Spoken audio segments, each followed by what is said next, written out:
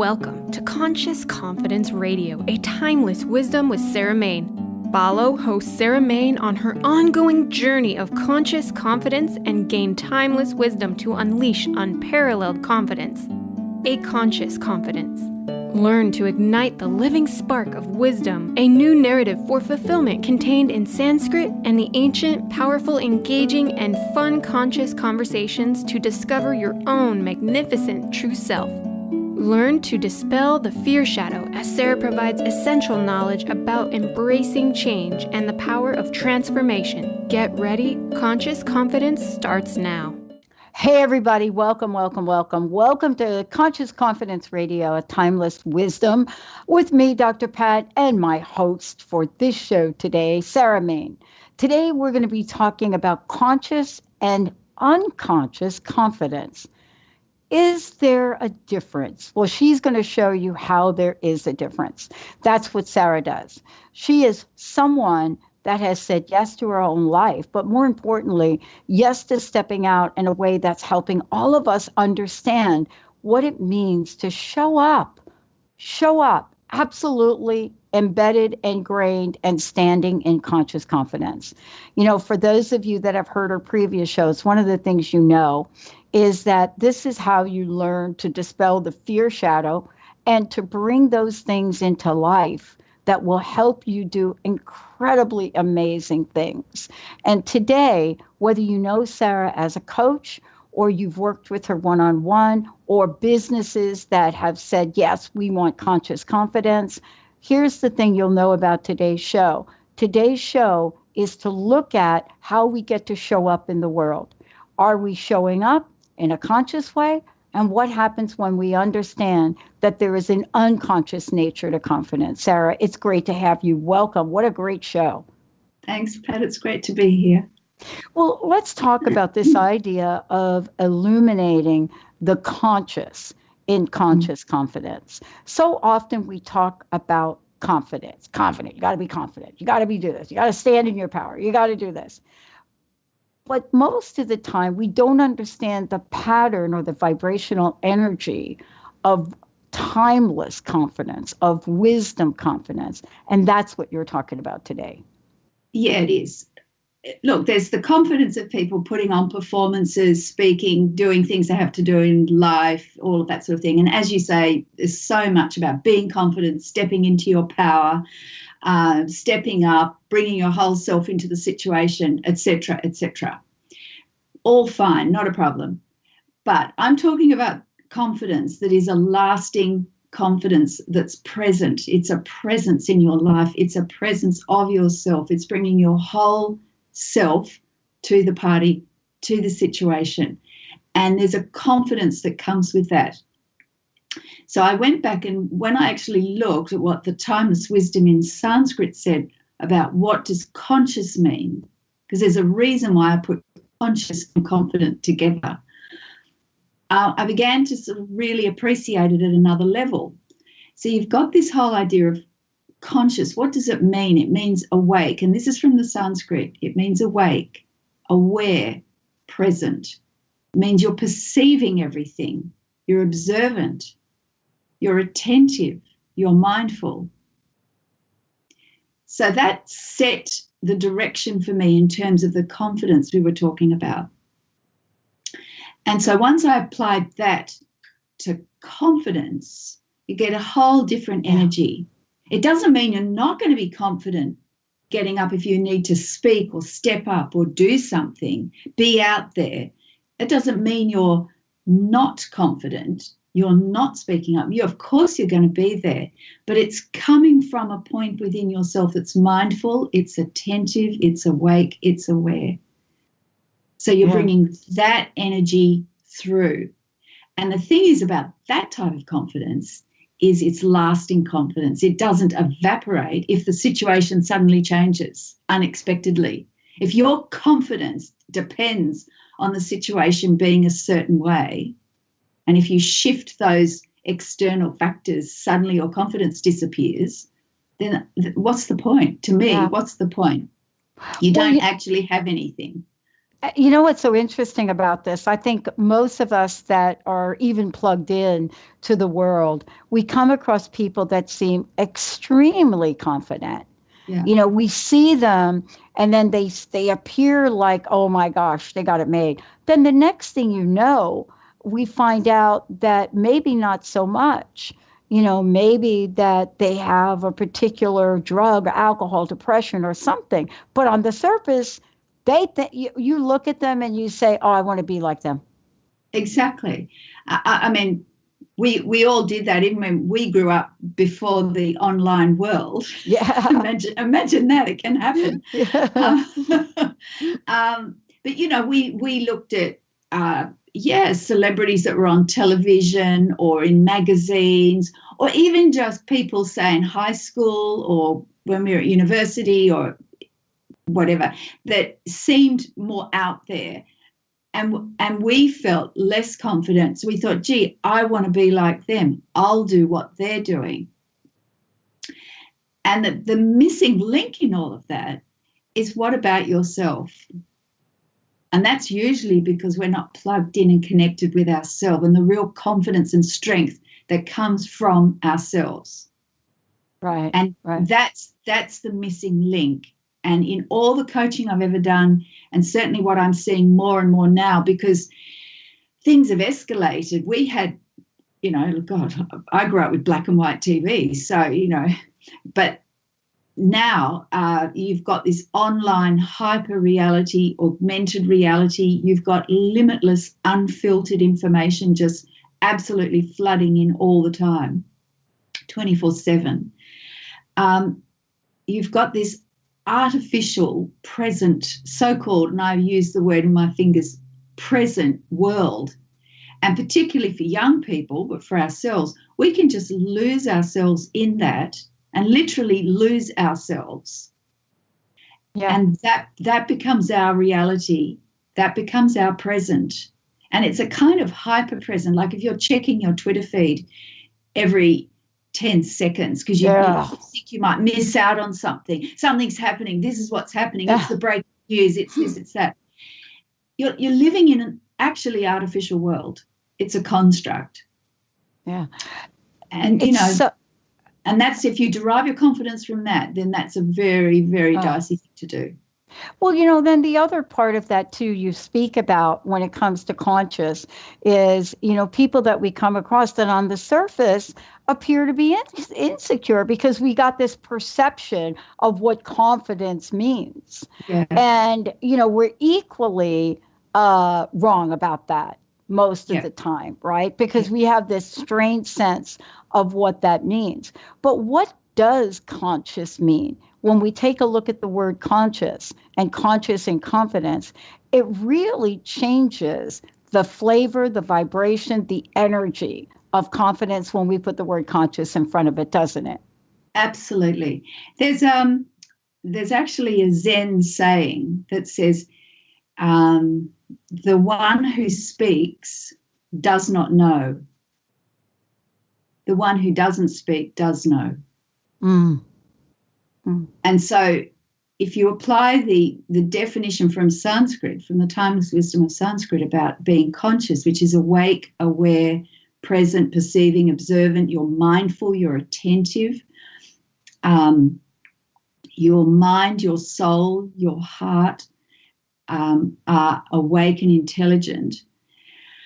If you apply that, it doesn't mean you're not speaking, but when you do speak, it's with purpose. It's not this kind of brash, arrogant, ego-based, apparently confident behavior.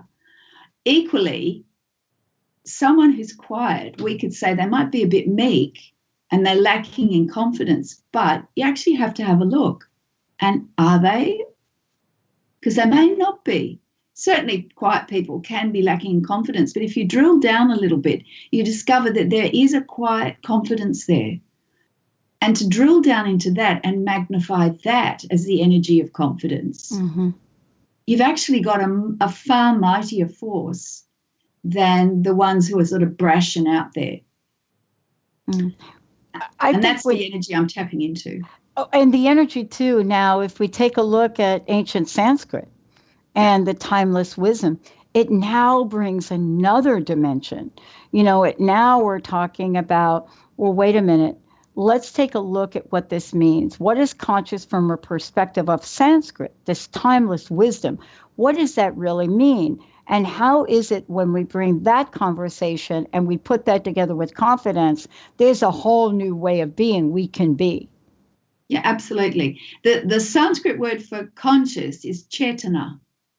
And you see a lot of you see people are named Chaitanya. Indians get the name Chaitanya, but Chaitanya means conscious, and it's visible. There's all sorts of meanings to it, but there's visible.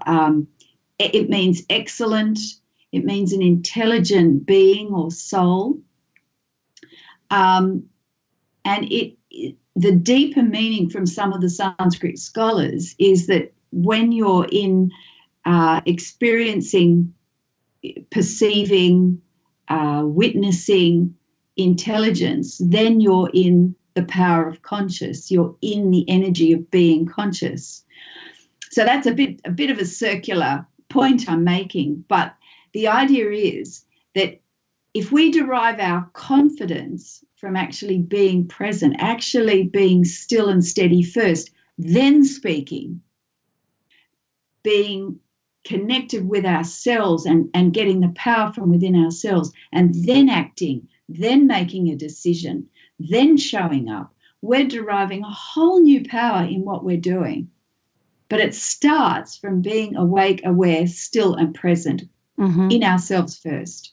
And I think that's the key. Mm-hmm. What you're talking about reminds me of people that decide to go on an inner journey with themselves. Yeah. Yeah. And they don't know what they're going to find on the other side of whatever it is. But I know, like for many of us that made that decision to do that, we didn't say, oh, I'm going to go on this inner journey.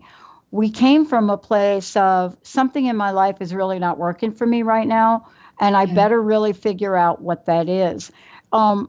Is there the scenario of having to go through a state of lack of confidence to get this meaningful idea that something has to change? Do you know what I mean? Yeah, I do. Look, my experience in teaching, in my own life, but teaching, in tutoring adults, in coaching adults, all these different fields over decades, it seems to be a factor in human development that we have to actually get the contrast of pain, of restriction, of limit, to act as a wake-up call for us. I don't know why, but it just seems to be the way it is. And certainly when I was coaching and I'd say to clients, do you really want this? And they'd say yes. And I'd say, how much? And they'd say a lot. And I'd say, what, on a scale of 1 to 10, 1 being nothing and 10 being unbearable, what's your level of pain? And if they said, well, about a 4, I would know that actually they wouldn't stick to it. Because in the end, for some reason as human beings, we need to be back up against a wall in the corner. So there's nowhere else to go. And then we will turn and look within ourselves. Mm-hmm. Yeah. And it's a weird thing. I don't know. But I in agree. that way, the discomfort and the limits are actually a blessing. They're a grace because they wake us up. I love that we're talking about this because, part of what you use as an analogy of conscious confidence when you put it together, this idea of having faith in oneself. Yeah. Right. A lot of times people say, you gotta love yourself. You gotta love yourself. Loving myself has been really hard for me, but faith and believing in myself has been different. And, someone tried to, talk to me about, well, you can't have faith in yourself if you don't love yourself. Maybe that's true, but I have found it easier to believe in myself. Maybe, Sarah, because of my upbringing, maybe because of my mom, maybe because that's what she taught us. I don't know. But this conscious confidence, it gives us strong roots. See, and that's what I recall for what my stepmom taught me, right? Yeah, yeah. And that comes back to the analogy of the tree, that conscious confidence is like, imagine just a magnificent tree, a great tree. Well, that tree's standing because of deep, strong roots under the ground, which you can't see. And conscious confidence is deriving the strength from those roots, strong roots within yourself. And then you've got this magnificent tree that isn't rigid, isn't depending on a situation to maintain itself as a rigid shape. It can bend and sway and move in any direction depending on what's happening. So you are open to possibility. You are open to the challenges that will inevitably come. You grow stronger from them, like the tree. Storms don't knock it over. And also birds come and nest in it, so people can come and derive nourishment and strength and rest from you, so you can give and you can withstand what life throws at you, and you can grow and thrive from it. And it's coming from those deep, strong roots. And you need to get into what timeless wisdom tells you, because that doesn't change. It's tried and tested over millennia. And it works. And so if you think of conscious confidence in the tree, in the tree, it works. I love this idea because we're going to go through life, Sarah, and things are going to happen. You know, there may be a day where we wake up and the sun is shining and it's beautiful and life is great. But then there may be days where, like if you live where I live, the winds fire themselves up. And, we have to really be able to live through the test of times, the good times. And so this is really talking about conscious confidence. People might wonder, well, then what is unconscious confidence? We're going to talk about that when we come back. Let's take a short break. Sarah Main, this is Conscious Confidence Radio. When we come back, are you ready to awaken to unconscious confidence? Can we do that without judgment? Are you thinking, what does that look like? Stay tuned. We'll be right back.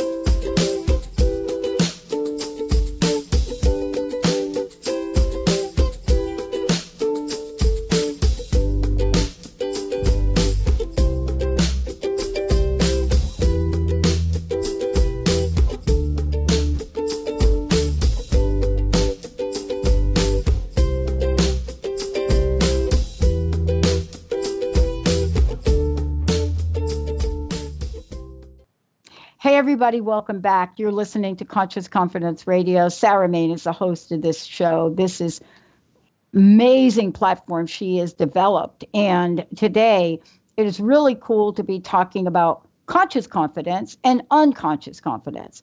And for those of you out there that want to find out more about Sarah, go to her website, sarahmain.com. That's SARAHMANE.com. Consciousconfidence.com will get you there too. Okay, so many people, Sarah, listen, I love this. I got to tell you a little secret. You tell me what you think. Almost all of my life, I'm telling you, even like over the weekend, unconscious is a word that people associate with me. They look at, and until I looked at the show today and I thought, oh my gosh, I got to start to work with Sarah. What they're saying is I kind of go through this world in a way that you're talking about right up here now, but I go through this world sort of like on another planet. So their view of that, right? Or what do people say? Your heads in a cloud. Now I think that's a compliment, but that's not the same kind of unconscious that we're talking about here. This is a very, very specific form of confidence. And I can't wait to hear you tell us about this. Yeah, well, unconscious confidence, by distinction from conscious confidence, we can recognize different forms of this. It's ego-based, and it comes across, for example, as recklessness, because that is a form of confidence. If someone is just reckless, they're not questioning what they're doing at the time. There's no doubt in their mind at that time that they're acting. Maybe later, that's not what we're talking about. At the point of action, at the point of speaking, if they're completely reckless, that is actually powered by a form of confidence at that time. But it's unconscious. It's not awake and aware. Truly awake and aware and mindful in the present moment.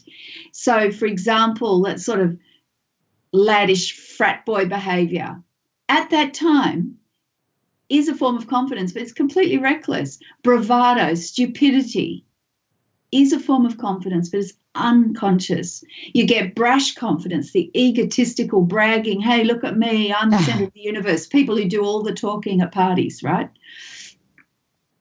They come across as being supremely confident, but I could guarantee that I could walk up to them and prick that balloon and they deflate immediately because it's not based in anything true.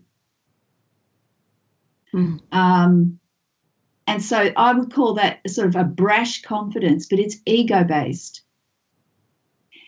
Then you get a kind of baseless confidence, people who act and they seem to be supremely convinced that they're right. And you're standing there saying, what? And it's actually based completely on ignorance. There's no basis for it whatsoever, this sort of baseless confidence. But at the time they're acting, there's no doubt in their mind. It's just completely baseless. And then you get a kind of tendency, someone in two minds. They act without actually giving proper consideration to something. So I've already spoken about 4 different forms of brashness, recklessness, baseless, and tentative forms of confidence, where people, I'm sure we all do it in some form or another, but we take action and it's not actually conscious. It's not awake or we're still connected within ourselves and then act.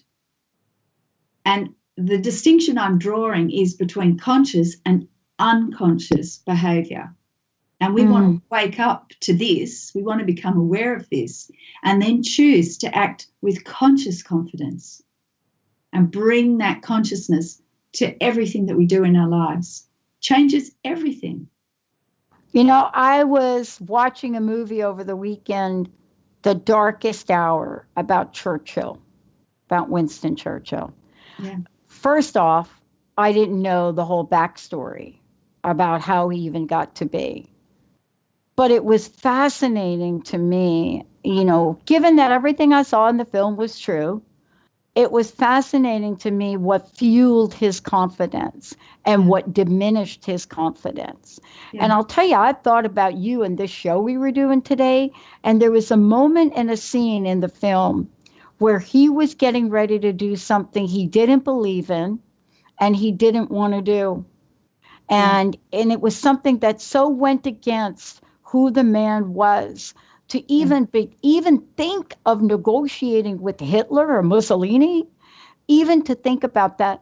And there was this clip in the film where he decides to take the train, I think it was, and he gets on the train with regular folk, and they know who he is, and he starts to talk about them and talk to them and ask them questions. I watched his demeanor change from what we're talking about today. He became aware.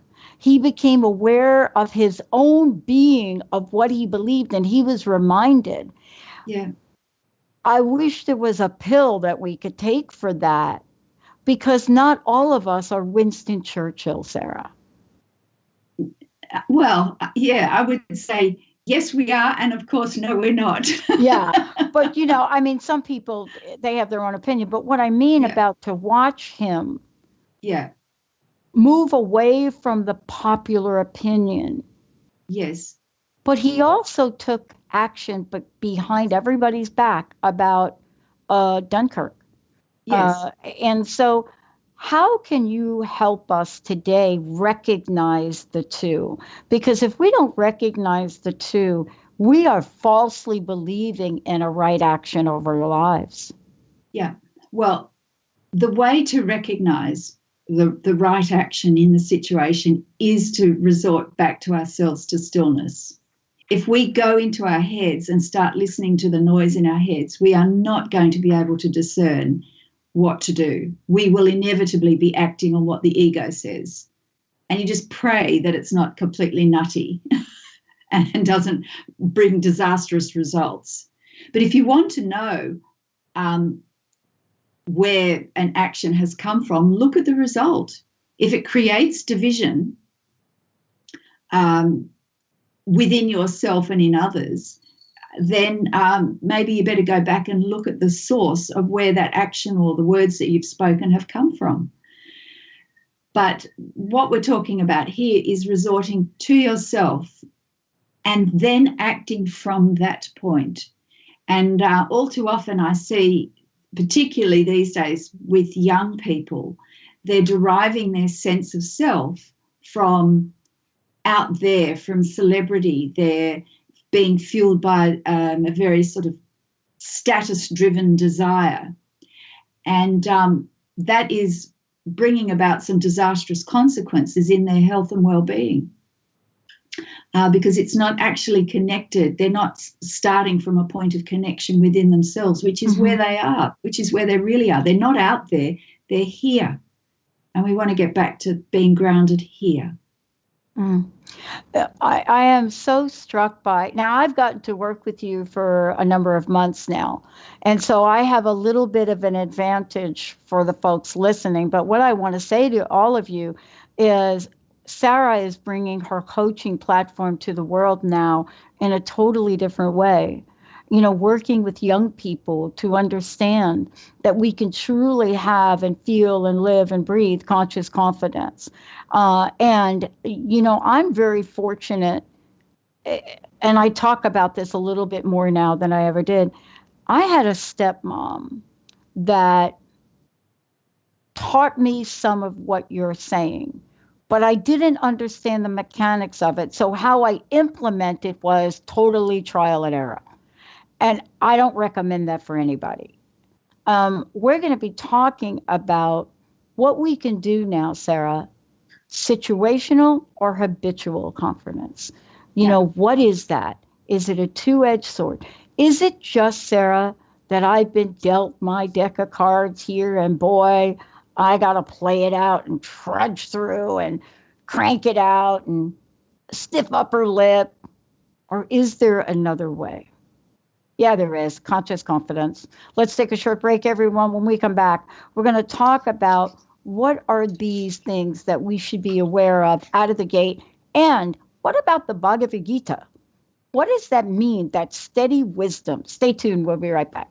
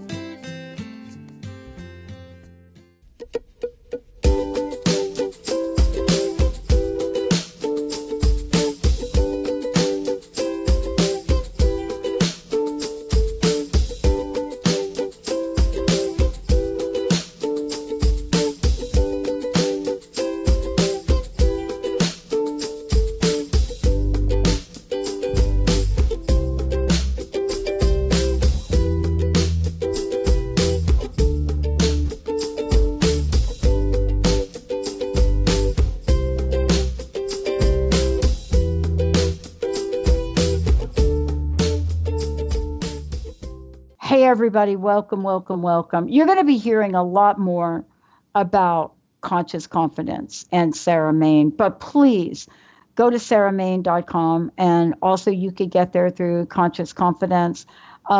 Give Sarah a shout out. She works with individuals, she'll work with groups, she'll come in your organization, she'll talk about this in terms of who you are, your business, all of the above. But most importantly, this show today is about looking at conscious confidence, unconscious, and then conscious confidence.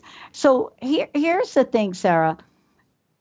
Situational or habitual confidence. I don't know the difference, but we're going to talk about it.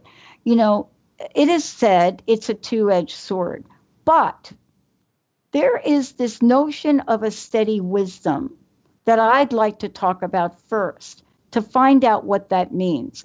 Because on some days, I'm good. On other days, I have a moment like I had this weekend. I want to have the steady wisdom. Yeah. Well, in the Bhagavad Gita, it speaks about the notion of a man or a woman, of steady wisdom.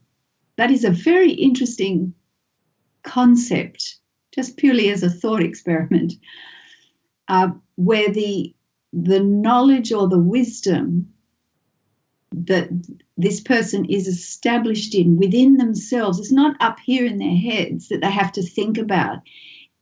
It is where they are connected and derive their sense of self That wisdom is steady.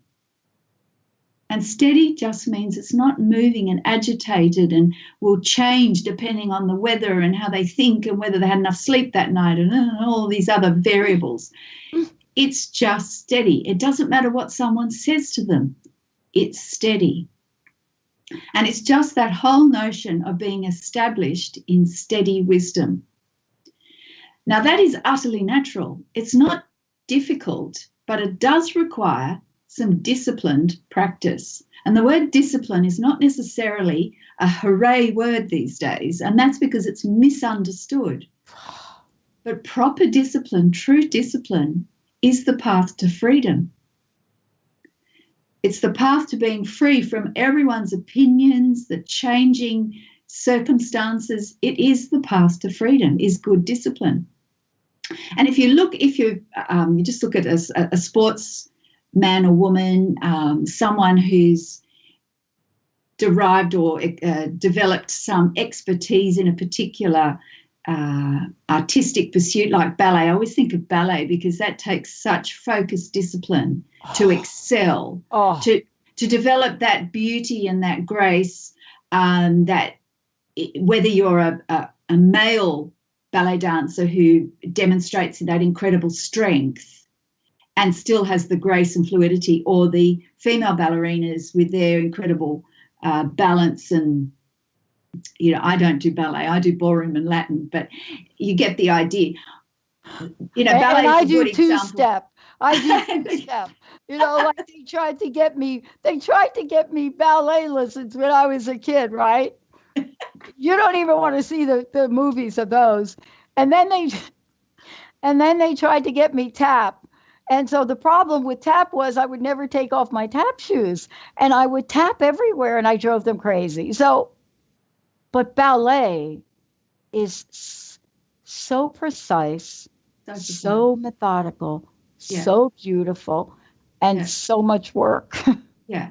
And the thing is that the fact that it wrecks their feet and all of that, that's not the point of the analogy here. The ballet, the beauty and the grace of that has an incredible discipline. And a focus. And that, in terms of conscious confidence and unconscious confidence and steady wisdom, it comes back to that sort of disciplined practice. Now, let's just leave the ballet analogy to one side now. And we're just talking about disciplined practice. It needn't be tough laser beams, stressing and striving. Nope. We're talking about connection within ourselves. We're talking about steady wisdom. And that is a gentle, persistent, disciplined practice of being present and connecting with ourselves. But it certainly does require persistence, and it certainly does require practice, and it requires some discipline.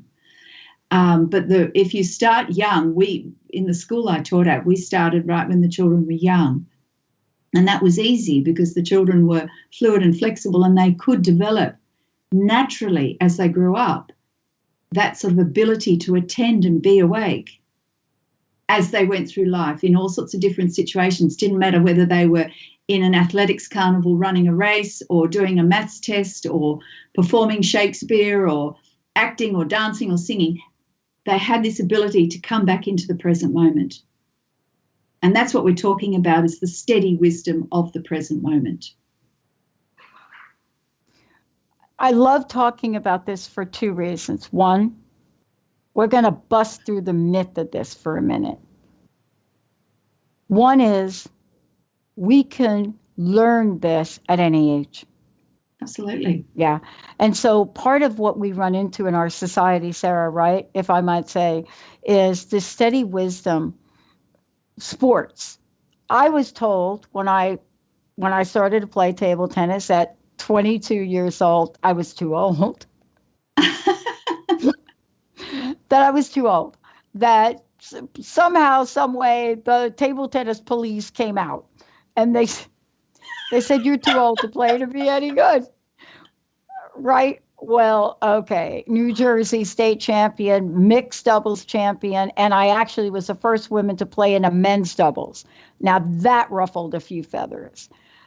What is it that we want to learn about confidence right now? so that we are going to encourage and help the masses here, because that's your body of work. Your Yeah. body of work is to say, listen, forget about what somebody told you, forget Yeah. about what you read, Yeah. forget about whether or not you like Katy Perry on American Idol, Yeah. A, B, C, D. Are you asking the question? This question I thought about you this weekend. Am I ready to tap into that part of me that is amazing? Yeah. Yeah. And if I say yes, I don't know how.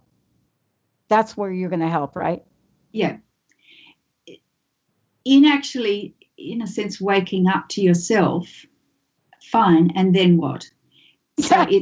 it's becoming, because you can wake up, you can have an experience of waking up to your magnificence, but then it's becoming established in that, and that's where the establishment in steady wisdom.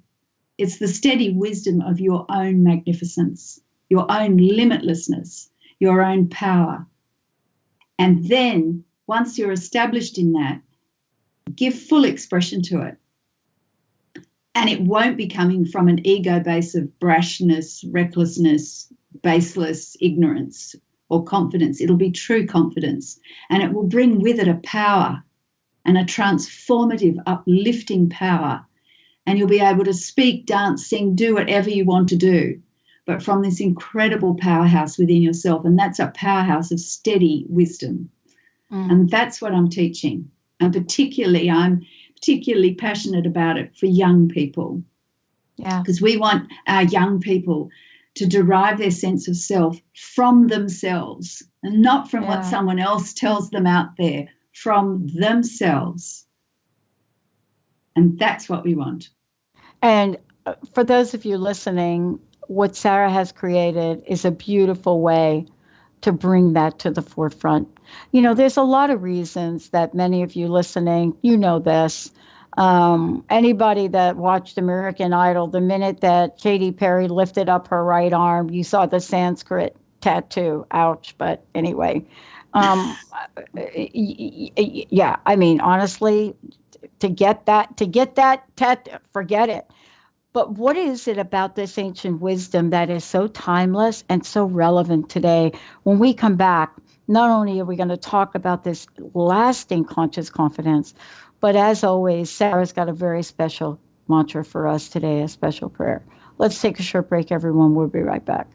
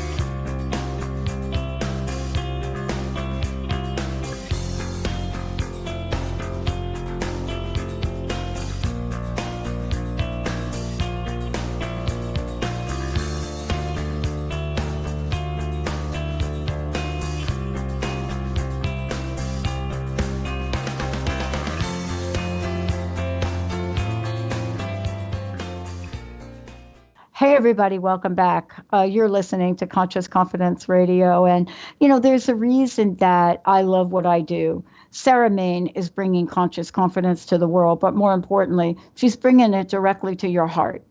Because more than something to think about, it is a way for you to live your life that will get you to where you are today, to where you want to go. You know, I know we're going to be talking a little bit about the F.U.S.E program, but I want to make sure we finish talking about situational versus habitual confidence, Sarah. Thanks, Pat. Situational, I think they're really similar, situational or habitual confidence. It's a form of confidence, and it starts by being more or less conscious, and then, but unfortunately, because of the habit that forms around it, it then becomes unconscious. And part of that's fine. We want that. It's good habit. But the two-edged sword of that is that we live and depend on all those habits to sort of keep us away from experiencing the fear shadow too much. So that forms part of that barrier of living within the fear shadow and the fear barrier that we spoke about last show. But habitual or situational confidence is where we're placed in a situation like at work, and there are certain things we have to do repeatedly at work, and we get good at them. We're trained in what we need to do. We repeat them, bit of trial and error. We figure out the best way of doing it. We apply our intelligence. So at that time, we're actually being conscious. And we get good at it. You'd want that. There'd be something crazy if you were repeatedly bad at something that you did for a long time. We have a problem if that's the case. Yeah. But generally speaking, we develop expertise in all sorts of things. Just every day we get better at brushing our teeth. We're a bit ham-fisted when we're little, and we may sort of miss our mouth occasionally when we put the brush in, but over time we get good at it. So that's just completely natural. And it does develop for us good habits, number one. So that's why it's habitual. And from those habits, we derive a certain level of confidence. So we know we can do stuff. We've got skills. And that's fantastic. I'm not calling any of that into question. We need that. Good habits and routines keep our bodies healthy. We need habits of eating, sleeping, recreation, fun, play, exercise. We need routines for that because the body depends on that sort of balance to maintain stability. Societal habits, people getting up and going to work and the kids going to school and coming home, doing the homework, having dinner, going to bed, all of that sort of thing. Fantastic, no problem. But if we only derive our confidence from all those routines having to take place, from those habits, if that's the only place we get our sense of self and our confidence, and therefore our confidence, then we're on a slightly dodgy ground, because any of those situations can change. You can get a change in something at work, some directive that you now have to do this rather than that, and that is something you've been doing for a long time. And then suddenly a new directive comes in because you get some new management in and they say, do this. Yeah. And you're saying, what? And are you ready to adapt and thrive in that new environment? Or you suddenly sort of rock back on your heels and you're lacking in confidence and you're emotional and you're traumatized or whatever. Scared, all of that kind of thing. Feeling, unappreciated, however it plays out for you. And cue the change management specialists and consultants coming in, and the HR department are working overtime to manage all of that sort of thing. If you're strong in yourself, you can adapt at a moment's notice. It may not be comfortable initially, but you can say, okay, here's a new opportunity. Great. What am I being told to do? What's the easy way of implementing this new system that I have to do? Is this intelligent? Can I give some positive feedback? Can I find better ways to adapt through that? That's a point where you're empowered from within yourself that you can cope. You can thrive from this challenge rather than just immediately be the victim and crumble from it. So his situational or habitual confidence is fantastic, but it is a two-edged sword, and we have to be really careful that we don't just go to sleep and sort of develop a comfort zone for ourselves, because then we're just well and truly in the unconscious zone of ourselves. Mm-hmm. I love that we're talking about it in that way, because given the nature of change in the world now, and, I spent a lot of years becoming what the world knows as a change management expert. I walked away from that career because I watched so much pain from people not able to do what you've just described. But part of this is looking at the way that you approach this. It's one thing to talk about conscious confidence. It's another thing to develop a methodology for helping people. And that's what you have in the F.U.S.E program. Yeah. And the F.U.S.E program, in an ideal world, let's say, why not practice this before the challenges come? You don't start training for a marathon at the actual marathon itself. You train beforehand. You prepare. And so the idea of the F.U.S.E program is to start implementing some sort of gentle but persistent disciplined practice derived from timeless wisdom that's tried and tested and comes from that thread of consciousness that's linked humanity over the millennia to keep them connected with themselves. And that's why Katy Perry's got that Sanskrit tattoo on her arm, because it's a way of connecting with a deeper wisdom that's ever present. And the F.U.S.E program is derived from that wisdom. But you don't need to know Sanskrit to follow it. And you want to practice now before the challenges come, so then you'll be strong and prepared. Yeah. Yeah. And, later on in the show, when we close the show, you're going to be singing a traditional prayer to help us along with that. Yeah. One of the things that I wanted to tap into here for a minute is this idea of core values and what they mean in the program. Most of my life, I didn't know that I had core values. And I discovered them along the way, especially in relationship with other people. And my mentor said to me once, you have what did she call it? You've got there's a dividing line for you that's very clear. It's that line that gets drawn in the sand that you go to a point in a situation, but then there you are.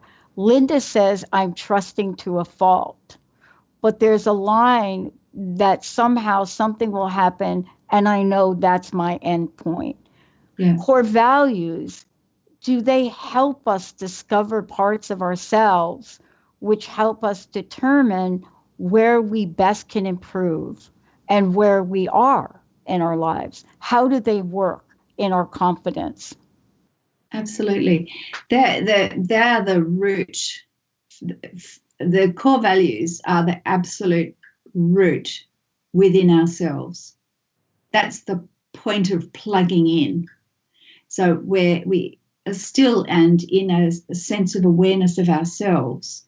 And then the point that we then start moving into the expression that we're going to give into the world comes from our core values. That is the root. It's like the seed. And in Sanskrit, there's two different aspects. There's the root or the seed and that which we honor within ourselves. So if you take that what is the most important thing to us? What do we honor within ourselves? And that even those very questions start bringing in our mind and our heart into the situation, into the consideration. And if we spend some time asking ourselves these questions, what is the most important thing in my life, within myself? And just even ask that question and not even expect an answer. It's the very question starts opening up our awareness and connecting ourselves with our heart, with our state of being. If we consider what's important to us, is it truthfulness? Is it stillness? Is it integrity? Is it courage? Is it love? Is it generosity?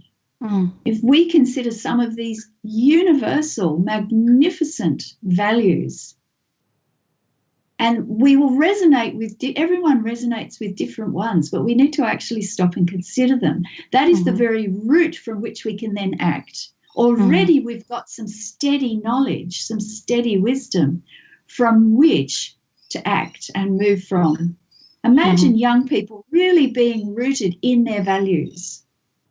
At that point, what is important to me? What do I honor within myself? What do I welcome into the home in my heart like an honored guest. Yeah. Yeah. And if we start from there, it's a good place. Yeah, and then part of starting from there is then looking at what else you've created in the F.U.S.E program, focusing, uniting, simplifying, energizing, and we're going to spend more time on that. But this idea of focusing is so important in looking with that single point of attention. Yeah, absolutely. That's one of the aspects from the values and the attitude. Then you start with focusing. And in Sanskrit, there's three different aspects to focusing. There's the firm conviction and confidence, and that comes from single-pointed attention. And that can be very simply practiced, doing simple tasks every day. Bring your mind and heart right to what you're doing. Just keep bringing it back. And every time the monkey mind presents thoughts, just let them go. Keep coming back. It's very simple and beautiful to practice that.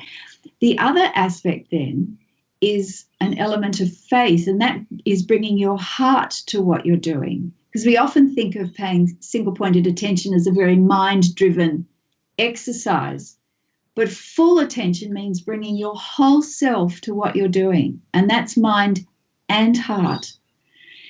And that's where the bringing in the faith comes in. And that's a very, very beautiful thing. So you bring that sort of passion and love for what you're doing as you're doing it. Mm-hmm.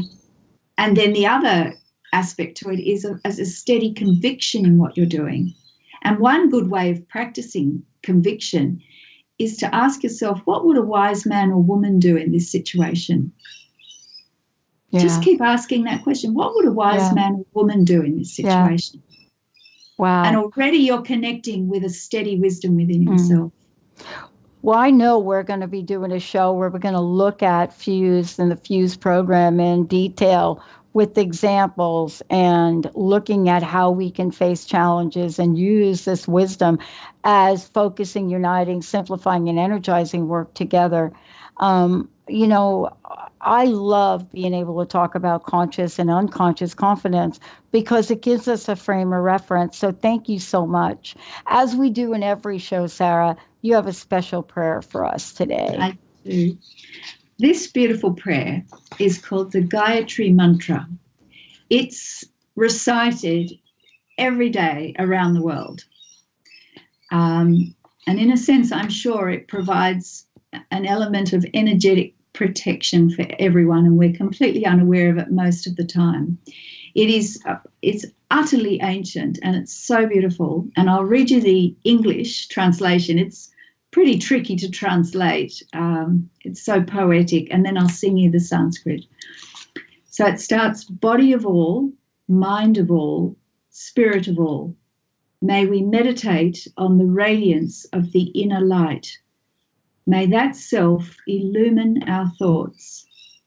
Peace, peace, peace.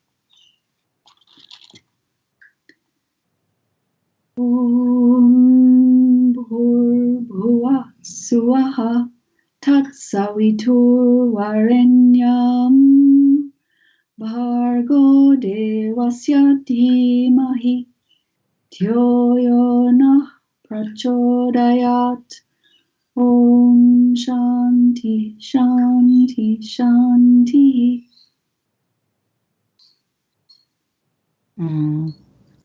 Thank you, Sarah. Sarah Main, everyone. I'm Dr. Pat. We'll see you next time.